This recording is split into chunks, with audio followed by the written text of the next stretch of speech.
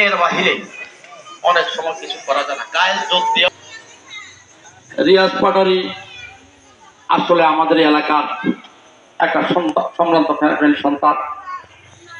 দীর্ঘদিন থেকে সে 3 নম্বর মওলা ইউনিয়নে ব্যবসা বাণিজ্য করত। সেখানেও তার অনেক, আমি গতকাল রাত্রে হইতে শুনেছি তার অনেক সুনাম, ব্যবসা বাণিজ্যে অনেক তার সুনাম আছে।